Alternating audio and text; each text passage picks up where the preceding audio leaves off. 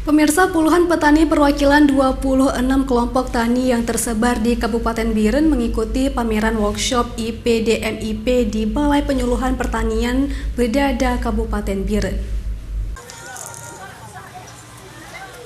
Kegiatan pameran workshop IPDM-MIP ini dilaksanakan setelah sebelumnya para petani mengikuti sekolah lapang sejak tahun 2019 sampai tahun 2022 ini.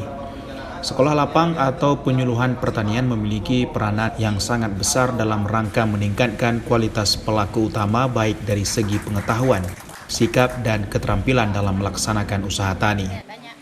Agar penyuluhan pertanian dilaksanakan secara efektif dan efisien, diperlukan metode penyuluhan pertanian yang tepat, salah satunya melalui sekolah lapang.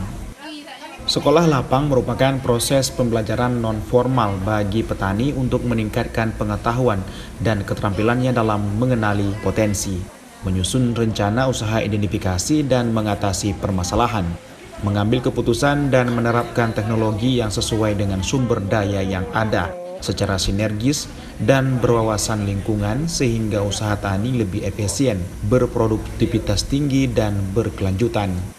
Sekolah lapang dipandang sebagai sekolah satu metode dalam proses belajar mengajar yang cukup efektif karena sangat cocok sebagai metode pembelajaran bagi orang dewasa. Karena sifatnya yang tidak formal, proses pembelajaran dilakukan di lapangan di mana tersedia objek nyata. Kegiatan ESL kita mulai di tahun 2019, sebanyak 5 titik, 5 desa, 5 kota. Ya. Untuk tahun 2020, kegiatan kita vakum karena keadaan COVID. Di 2021, kita selenggarakan kegiatan ini di 6 titik. Dan selanjutnya di 2022 ini, kita mendapatkan SL epidemik 15 titik. Jadi jumlah keseluruhan adalah 26 titik.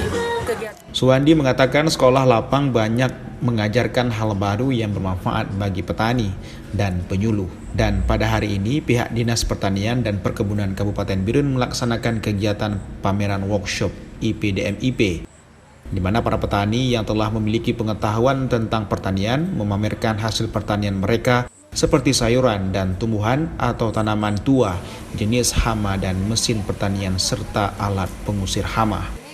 Dengan tujuan kegiatan ini untuk meningkatkan swasembada pangan serta bisa mengajarkan para petani sebanyak mungkin, sehingga semua petani memiliki ilmu tentang pertanian sehingga hasil panen pertanian selalu maksimal. Dari Kabupaten Biren, Musradi Ainus melaporkan.